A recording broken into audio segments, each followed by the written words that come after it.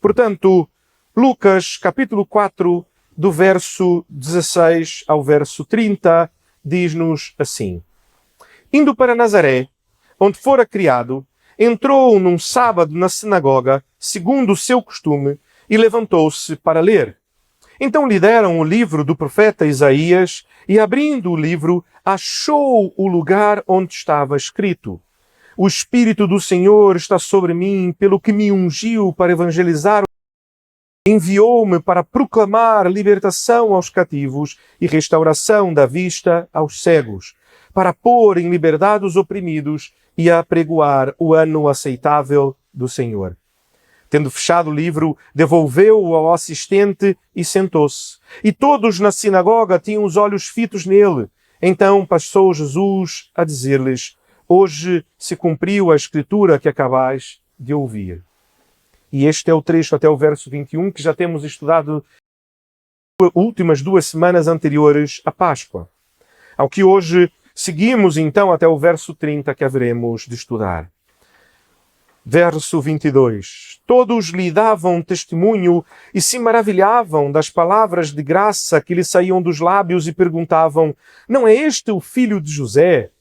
Disse-lhes Jesus: Sem dúvida, citar-me-eis este provérbio: médico, cura-te a ti mesmo. Tudo o que ouvimos ter se dado em Cafarnaum, faz na tua terra. E prosseguiu: De facto, vos afirmo que nenhum profeta é bem recebido em sua própria terra. Na verdade, vos digo que muitas viúvas havia em Israel no tempo de Elias, quando o céu se fechou por 3 anos e 6 meses, reinando grande fome em toda a terra, e a nenhuma delas foi Elias enviado, senão a uma viúva de Sarepta de Sidom. Havia também muitos leprosos em Israel nos dias do profeta Eliseu, e nenhum pecado senão Naamã, o Ciro. Todos na sinagoga, ouvindo estas coisas, se encheram de ira. E levantando-se, expulsaram-no da cidade e o levaram até ao cimo do monte sobre o qual estava edificada, para de lá o precipitarem abaixo. Jesus, porém, passando por entre eles, retirou-se. Amém. Portanto, este texto, principalmente esta segunda parte que nós hoje passamos a estudar, enche o meu coração com uma pergunta, que é: como reages ao ouvir as palavras de Jesus? Como é que reages ao ouvir suas palavras? Inicialmente, nós percebemos aqui, a partir do verso 22, a maneira alegre, a maneira receptiva, a maneira aberta com que estes que conheciam a Jesus desde pequenino respondem a Jesus, respondem as suas palavras. E eu imagino que aquilo que as pessoas esperavam e aquilo que as pessoas ouviam, aquilo que as pessoas diziam entre elas, quando o texto diz e davam testemunho de Jesus, diziam: epá, este menino é mesmo um menino de ouro, não é? Nós sabíamos que seria um homem assim sábio, que palavra do Senhor. Que belas palavras! Como é bom ouvir a Jesus falar! Como é bom ouvir a Jesus ensinar!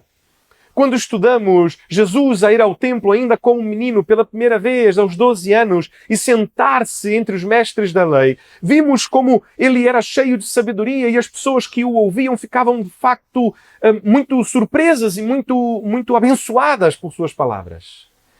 Certamente aqueles que viviam e conheciam a Jesus no seu cotidiano não era diferente. De tal maneira que falava enquanto falava, apenas por ter dito uma frase. E notem, este é o sermão mais curto que vamos ouvir, se calhar, em toda a história. Só mesmo Jesus para ser capaz de dar um sermão tão curto. É uma frase. Hoje cumpriu-se aquilo que está escrito. E as pessoas, mesmo com esta frase tão breve, davam testemunho de Jesus. Olhavam-se umas às outras e diziam: Ele é alguém especial, ele é alguém diferente, é alguém que Deus certamente tem algo grande para a sua vida, com esta sabedoria que tem.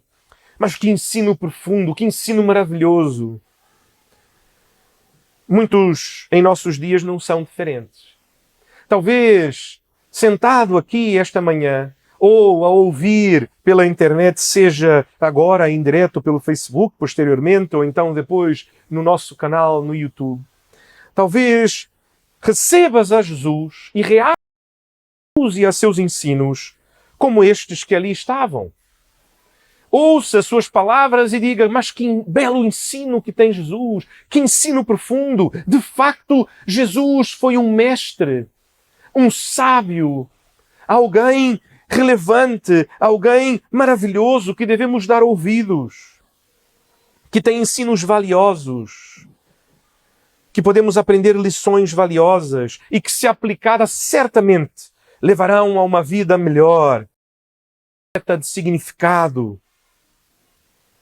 Mas, irmãos, deixe-me lhe dizer uma coisa, é que é muito difícil permanecer honestamente com este pensamento. E porquê? Exatamente por conta daquilo que Jesus diz acerca de si mesmo. Porque se Jesus simplesmente fizesse ensinos belos, ok, ele era um mestre, alguém que ensinava belas coisas, vida, e é isto.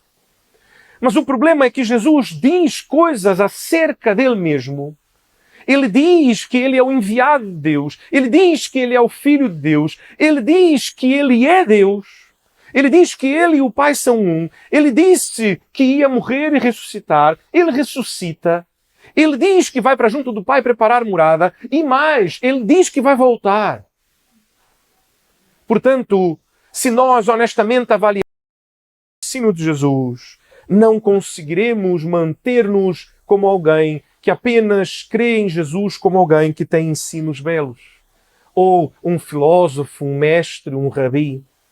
Mas teremos que tomar uma decisão se cremos de facto naquilo que ele diz, tudo o que ele diz, ou se ele era apenas mais um louco. E então, o que Jesus faz, tudo aquilo que Jesus ensina, tira-nos do nosso sítio, tira-nos, arranca-nos do nosso lugar. Cria um desconforto que nos leva a ter que tomar uma decisão. Porque move profundamente em nossas almas. E ao mover profundamente em nossas almas, certamente leva a um grande desconforto.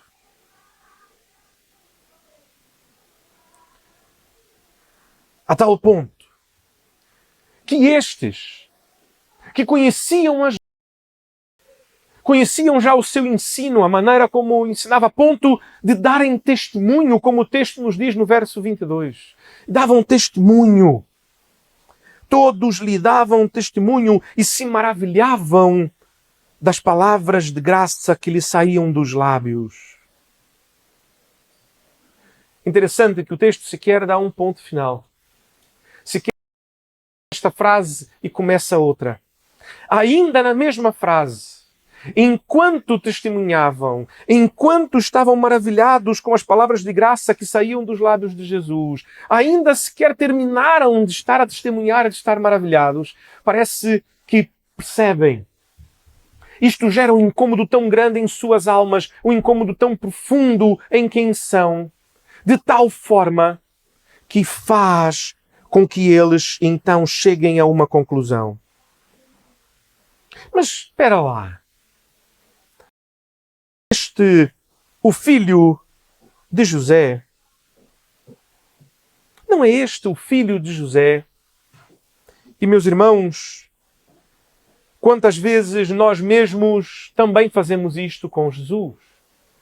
Lemos belas palavras, dizemos que acreditamos nele, que cremos naquilo que ele está a ensinar, apenas para a seguir, sem um ponto final, ainda na mesma ideia, começarmos então a dizer, porém, mas, olha, entretanto,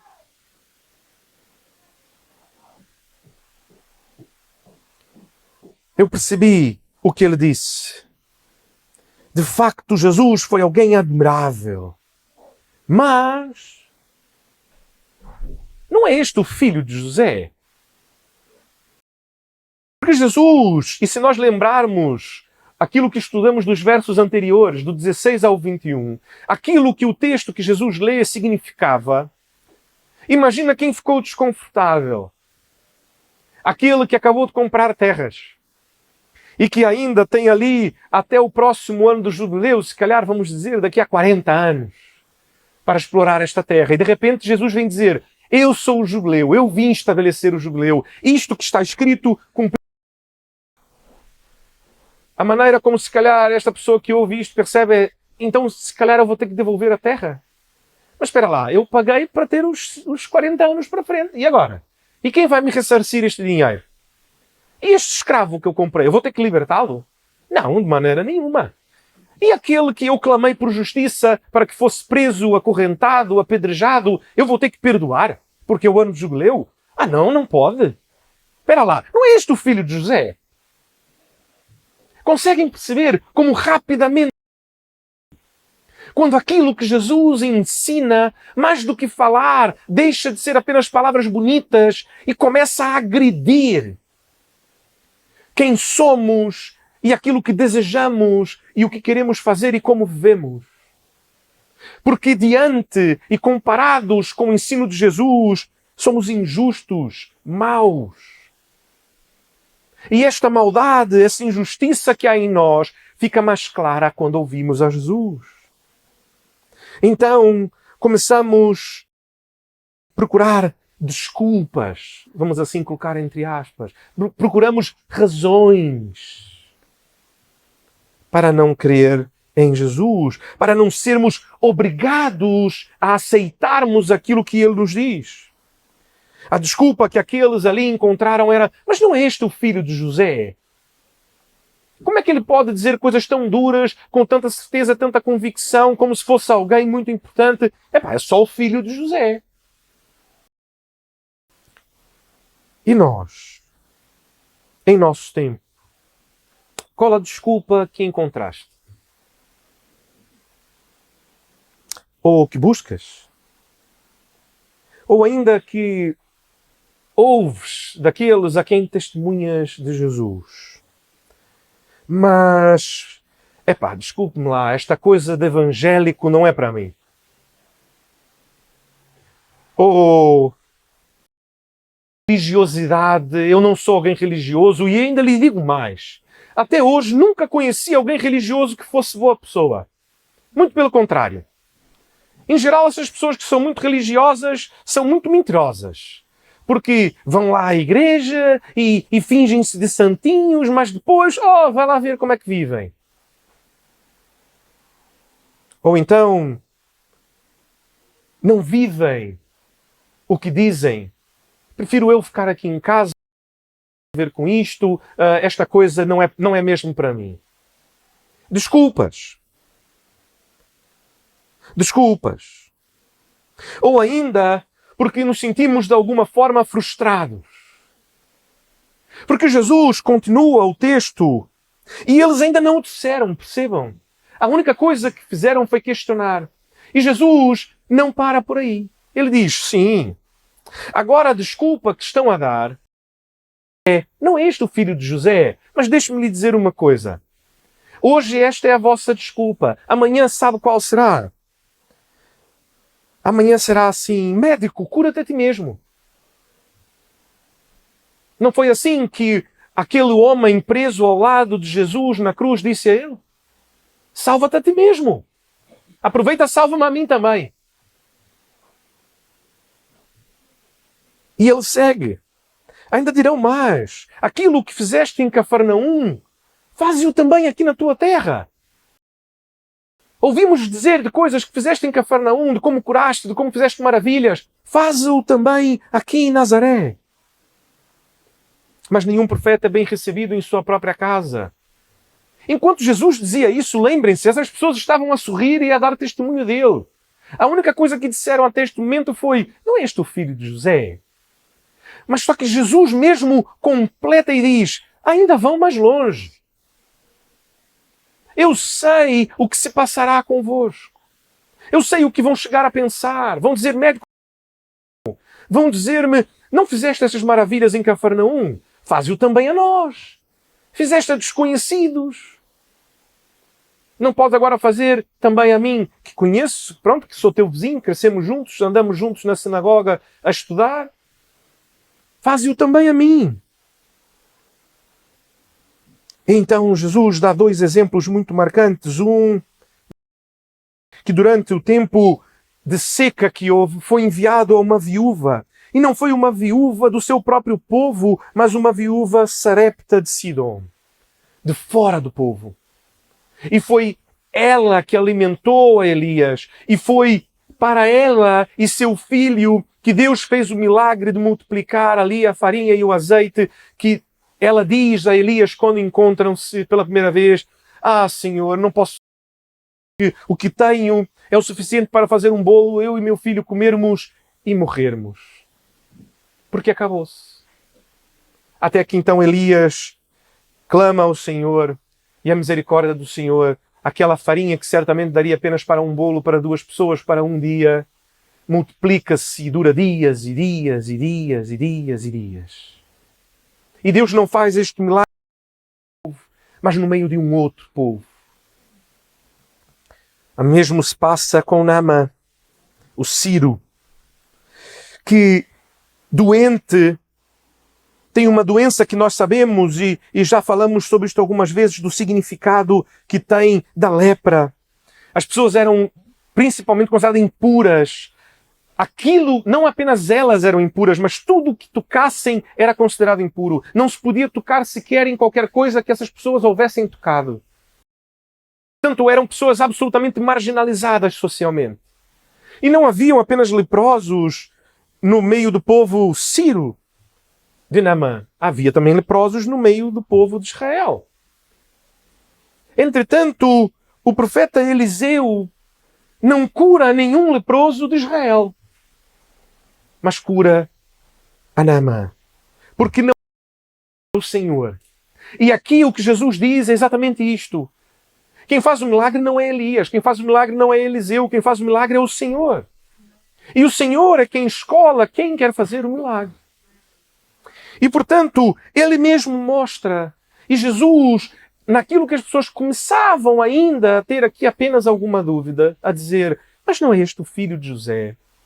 Jesus mesmo é mais duro, e Ele mesmo diz, olha, ainda vão... Não apenas estão a duvidar agora, como muitos duvidam em nossos tempos. Mas espera lá, como é que podem dizer que este tal Jesus é Deus, se nasceu de uma mulher? Epá, desculpe-me lá, mas esta história de que Maria era virgem e que veio o Espírito Santo de Deus, epá, isto é difícil de acreditar. Só que não se param por aí. Não param por aí. Muitos até vêm. Até passam e vêm à igreja. Entretanto, depois de algum tempo, deixam de vir. Mas porquê? Deixaram de acreditar? O que é que mudou? E isto muitas vezes é a pergunta que faço quando encontro com pessoas que dizem: ah, mas eu já fui da igreja, mas agora estou afastado, ou já frequentei um tempo. A minha pergunta é sempre: o que mudou? Certamente não foi Deus que mudou. O que mudou em si? A verdade é que às vezes estas pessoas passaram as primeiras barreiras. Entretanto, quando dão-se com ela, Jesus está a dizer que é a barreira do ok, muito bem, eu ouvi dos milagres que o Senhor fez lá. Então faz aqui também. Também quero a minha porção de milagre, não é? Eu ouvi dizer de alguém que teve uma cura milagrosa do cancro. Então, cura-me do cancro. Ou cura alguém que amo do cancro. E quando esta cura não acontece, quando eventualmente chega-se ao ponto em que realmente os médicos já estão a falar em semanas de vida, muitos dizem a Jesus: Senhor, ouvimos aquilo que fizeste em Cafarnaum, faze-o também entre nós. Quase que ia dar um ultimato a Jesus a dizer: se és mesmo Deus, se és mesmo Jesus, se és mesmo poderoso, Deixe-me lhe fazer uma pergunta e eu muitas vezes uso como exemplo por ser alguém, pronto, neutro, vamos assim dizer. Vou usá-lo novamente, nosso estimado Cristiano Ronaldo. Alguém aqui tem dúvida de que ele tem muito dinheiro? Agora, imagina que um dia, pronto, estás ali a andar ali pela Praia da Rocha e de repente vês o Cristiano Ronaldo. Chega ao pé dele e diga assim, olha, Cristiano Ronaldo, se tens mesmo dinheiro, se tens mesmo, compra-me uma casa. Ele vai rir-se. Quer dizer, opa, desculpe lá, mas eu ter ou não dinheiro, eu não dar-lhe uma casa não faz com que não seja verdade que eu tenha dinheiro. Eu não dar-lhe uma casa é mentiroso. E o facto de eu ter dinheiro não obriga-me a dar-te uma casa. Ainda que eu possa dar casa a quem eu quiser. Percebem aquilo que é a lógica que as pessoas às vezes aplicam a Jesus?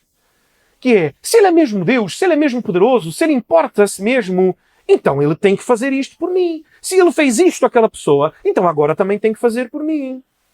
Não.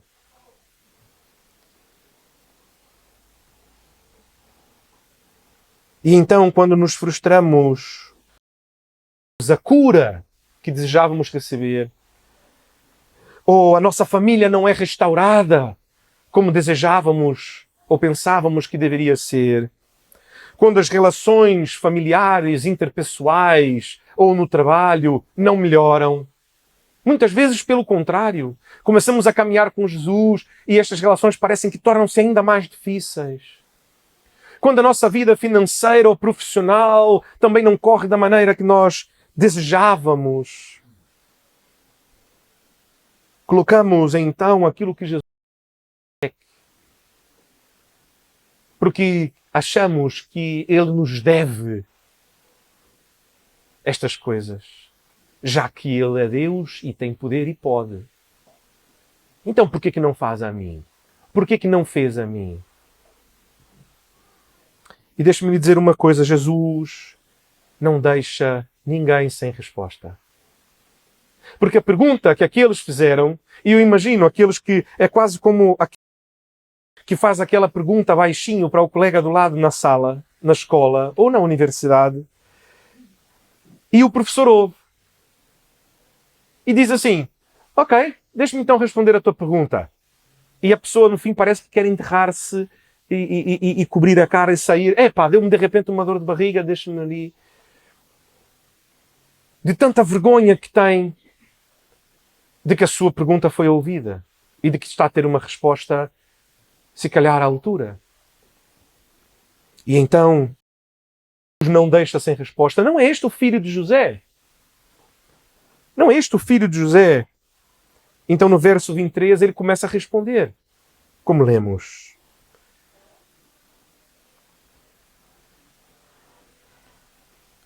Entenda, Jesus não o deixará sem resposta. Mas precisa perceber algumas coisas antes. A primeira delas, e a mais importante, é que Jesus não o deixará ou não a deixará sem resposta. Entretanto, não buscará uma resposta que o agrade ou que a agrade. Ele dirá a verdade. O dirá em amor. E em amor não quer dizer que ele vá atenuar ou que vá buscar exatamente negociar a verdade para agradar. Talvez a sua resposta, inclusive, seja bastante desagradável. Porque Jesus responde-os na sinagoga.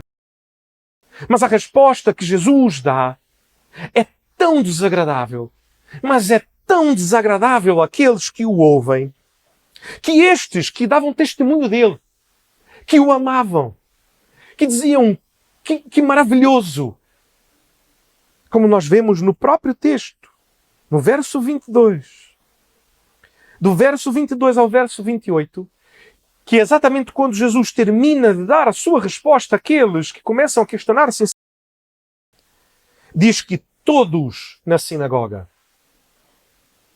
ouvindo estas coisas, se encheram de ira. E levantando-se, expulsaram-no da cidade. Não apenas ficaram irados, mas tomaram uma atitude diante disto. expulsaram-no da cidade. Mas se calhar, enquanto estavam a andar ali ainda para as portas da cidade para expulsar, alguém teve uma ideia melhor. Disse, só expulsá-lo da cidade não é nada. Porque se ele se do lado e ainda vai andar a incomodar outras pessoas, então resolvemos isto hoje. O que é que acha? E o outro disse, grande ideia. E de repente começa a criar um movimento que diz, expulsaram-no da cidade e o levaram até o cimo do monte sobre o qual estava edificada. Mais ou menos como imaginarmos, expulsamos da igreja, caminhamos daqui até a Praia da Rocha então, vamos ali mesmo para a beira ali daquele sítio mais alto que podemos encontrar, para de lá septarem abaixo. E estamos a falar de uma altura, meus irmãos, de que aquela altura ali na Praia da Rocha não é nada diante da altura que este monte tinha. E o plano que tinham era deitar Jesus abaixo daquilo. Era lançar Jesus lá de cima, matá-lo, literalmente. As palavras de Jesus são tão duras que aqueles que cresceram com ele, que o conhecem, que ficam maravilhados com seus ensinos, que o amam, que dão testemunho dele, ao ouvirem suas palavras, querem matá-lo. É isto que queremos dizer quando repetimos vez após vez, domingo após domingo em nosso púlpito, de que as palavras de Jesus nos tiram do sítio. As palavras de Jesus, para aqueles que de facto estão atentos e ouvem e percebem, e Jesus mesmo as diz. Quem não é por mim, é contra mim. Não há como ouvir as palavras de Jesus e ficar neutro. Não há como ouvir as palavras de Jesus e ficar indiferente. Ou torna-se um seguidor de Jesus e passas a testemunhar de Jesus verdadeiramente. E ainda veremos de falar sobre esta palavra tão especial. Porque esta palavra original no grego que estamos a ler, a palavra testemunho, é a palavra mártir. Que nesta época em que Lucas escreve, não tem o sentido de mártir que nós temos hoje. O sentido de mártir neste tempo era exatamente o sentido de testemunhar, de dar testemunho. E esta palavra muda de sentido desde o primeiro século para o nosso tempo. E hoje, mártir significa aquele que morre por dar testemunho. Mas isto acontece exatamente pelo testemunho. E é o testemunho dos cristãos que muda o sentido da palavra. Nós haveremos de falar mais profundamente sobre isto no futuro. Portanto, ouvir as palavras de Jesus tira-nos de tal forma do sítio que ou damos testemunho dele, ou estamos dispostos a morrer por ele, ou queremos matá-lo. Se estás indiferente, se estás neutro, se calhar ainda não percebeste aquilo que Jesus diz.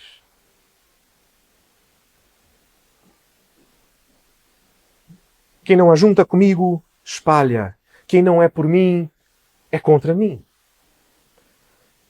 Não conseguimos estar indiferentes às palavras de Jesus. A resposta de Jesus nos constrange. E é por isto que estes homens e mulheres da sinagoga ficam irados e desejam matar a Jesus. Porque as palavras de Jesus, quando fala-nos ao coração, ela nos constrange e não conseguirmos ficar no mesmo lugar. Exatamente porque nos mostra que o nosso problema somos nós. Sabe qual é o teu maior problema? Tu.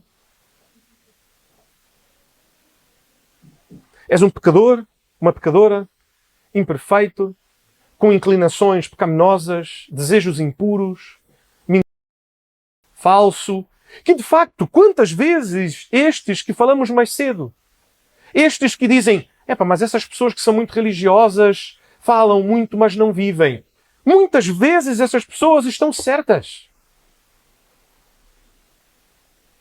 Quantos frequentam igrejas, quantos se dizem cristãos, mas não verdadeiramente vivem o Evangelho de Jesus? E enchem de razão estes que assim o dizem. Mas o Evangelho mostra Nós somos o problema. Constrange-nos e coloca-nos no nosso lugar. Mete-nos no nosso sítio. E aceitar que somos o problema e que apenas Jesus, apenas Ele é a solução, de que não há nada que possamos fazer por nós mesmos, por nossa própria força. Como Paulo vai dizer, mas vocês são salvos pela graça, por meio da fé. E isto não vem de um dom de Deus, não por obras para que ninguém se glorie. Então, nós vamos perceber que não há nada que possamos fazer. Eu posso fazer o bem para o mundo todo, todos os dias da minha vida. Porque se eu não conhecer a Jesus, perceber que sou um pecador e que preciso da graça de Deus para ser salvo, o meu destino é apenas um e a palavra de Deus é a separação eterna de Deus. O lago de fogo e enxofre onde haverá choro e ranger de dentes por toda a eternidade. Não importa o quão bom tenha sido. Porque não, o mesmo melhor homem de toda a história jamais será bom o suficiente quando comparado com Deus. Pois todos pecaram e carecem da glória de Deus. Precisamos da sua graça, do seu presente, do seu... E Ele está disponível. Precisamos apenas perceber, aceitar que de facto somos pecadores e precisamos dele. Irmãos, isto não é fácil. Não é um caminho simples. E temos falado sobre isto todos os domingos. Sobre como não é sobre uma oração. E agora, em nossa modernidade, há alguns poucos séculos atrás, há menos de 2 séculos, apenas para que os irmãos tenham uma noção, começou-se a criar esta ideia, e é uma ideia muito vigente, muito presente em nossos dias ainda, de que é fazer uma oração. Ok, então eu faço uma oração, entrego minha vida a Jesus e agora está tudo resolvido. Sendo que a palavra de Deus não diz isto. O que a palavra de Deus nos ensina é que aquele que tem a Jesus como o Senhor da sua vida, uma oração a dizer, Jesus, seja o meu Salvador, ou seja, seja o meu Senhor, mas que depois, como estávamos a dizer, de senhorio não há nada. O livro do Apocalipse, quando fala de Jesus a encontrar com eles no último dia, diz que ele dirá a eles, não os conheço. Infelizmente, esta ideia tem rondado. Mas a verdade é que nós precisamos ter o senhorio de Jesus em nossas vidas todos os dias. E não quer dizer que isto seja fácil, nem mesmo para o vosso pastor. E esta semana, enquanto preparava a pregação, e os irmãos vejam, a nossa carne, a nossa percepção, as nossas ideias, tentam-nos constantemente, todos os dias. E então comecei a refletir comigo mesmo, o que será que devo pregar? O que será que eu devo então ensinar à igreja? O que a igreja precisa ouvir? E comecei então a refletir sobre várias coisas. Até que então percebi-me de uma coisa, a dizer, nós sabemos exatamente aquilo que eu devo pregar esta semana. Lucas, capítulo 4, verso 22 em diante. Foi de onde paramos antes da Páscoa. Por que haveria de ser diferente? E então pensei, é isto. Já sei o que eu tenho que pregar esta semana. Eu tenho então que pregar sobre isto. E dizer que temos que ter o senhorio de Jesus todos os dias. Então, rapidamente fui apanhado por mim mesmo a perceber que apesar de parecer que eu estava a tentar, eu continuava a ser desobediente, porque ainda não pregaria em Lucas 4, capítulo 22. Mas sim naquilo que a minha mente, o meu coração e a minha percepção me diziam que eu acho que deve ser o que deva ser pregado. A minha opinião não importa sobre o que precisa ser pregado nesta igreja ou não.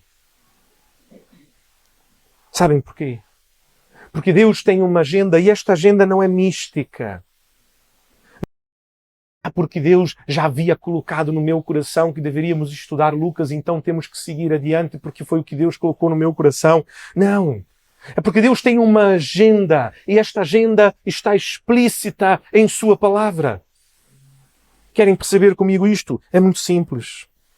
Como é que o Novo Testamento começa? Como que o Novo Testamento começa? Com 4 o quê? 4 evangelhos. Os evangelhos são o quê? Daqueles que andaram com Jesus, sobre quem Jesus é, o que Ele fez, o que Ele falou, o que Ele ensinou. Qual é a agenda de Deus para nós? Que comecemos por onde? Que a primeira coisa e a mais importante é o quê? É conhecer a Jesus. Se alguém ainda duvida e diz, pastor, mas o pastor está pronto, o pastor fez aqui uma manobra, porque isto é a maneira como começa o Novo Testamento, mas não é assim que começa o Antigo Testamento. Mas o Antigo Testamento começa a falar sobre Deus, fez e o seu poder, e a apresentar-nos Deus. E mais adiante, quando o povo pede a Moisés, está muito difícil essa coisa de relacionar-se com Deus assim, freestyle. Precisamos aqui de umas regras. Diz-nos lá, pede para Deus dizer-nos o que Ele espera de nós, pronto, fica mais fácil de fazer, não é? É mais fácil de agradar àquele a quem perguntamos, o que queres comer hoje? E a pessoa diz, quero um bacalhau com natas. Pronto, faço bacalhau com natas, está feliz. Agora, a pessoa diz, é a pior coisa que há, não é? Porque se calhar podemos correr o risco de fazer bacalhau com natas, a pessoa dizer, desculpa lá, eu sou alérgico a leite e não como bacalhau. Pronto. É raro. Isto não é um português a sério, mas pronto. Aí já é uma outra conversa. Mas pode acontecer. Os meus filhos têm alergia a leite, por exemplo, e nós evitamos sempre coisas assim, apesar de comermos bacalhau com natas e eles gostarem, e neste dia é uma exceção. Mas a realidade é que, então, o povo pede a Deus. Deus dá-nos uma lei. E qual a primeira lei que dá? O primeiro mandamento que Deus dá? Amar ao Senhor, seu Deus, acima de todas as coisas. Com toda a força, com todo entendimento, com toda a razão. Buscar apenas a Deus, adorar apenas a Deus. Jesus, quando é perguntado qual é o maior mandamento, amar ao Senhor, teu Deus, acima de todas as coisas. E o próximo como a ti mesmo. A agenda de Deus é que conheçamos a Ele. Até o Filho Jesus. E Jesus disse, eu e o Pai somos um. Somos um. Quem conhece a mim, conhece ao Pai. Quem vê a mim, vê ao Pai. A agenda de Deus é que conheçamos a Ele. Não precisam ouvir sobre como devem portar-se em sua vida. Não precisam ouvir sobre 7 maneiras de melhorar a vossa relação com o vosso marido ou com a vossa mulher. Desculpa-me os colegas pastores que cedem a este tipo de pensamento, a estas necessidades do nosso tempo. As necessidades que as pessoas têm, de facto, são. A Bíblia ensina-nos sobre essas coisas? De facto nos ensina. E devemos ter espaço para estas coisas? Sim, devemos ter. Inclusive, o próximo mês é o mês da família e vamos ter algumas atividades especiais para a família. Fiquem atentos. Mas a verdade é que, para além disto, Deus tem uma agenda. E a verdade é que todas estas coisas, todas essas necessidades são supridas quando Deus e conhecemos a Deus. Por isto, não cedi à tentação. E por isso seguimos em frente a estudar Lucas 4, 22. E a encontrar Jesus de uma maneira desconfortável. Porque nem sempre será confortável. De facto, não será. Estudamos 2 semanas sobre palavras muito bonitas e o que significava aquilo que Jesus estava. 2 semanas tão agradáveis. Mas precisamos seguir em frente e conhecer a Jesus completamente. Porque mesmo quando aquilo que Jesus diz nos é desagradável, somos confrontados pela realidade de que não está a ser desagradável porque Jesus foi desagradável, mas porque nós somos desagradáveis. Então as suas palavras constrangem-nos em nossa própria realidade.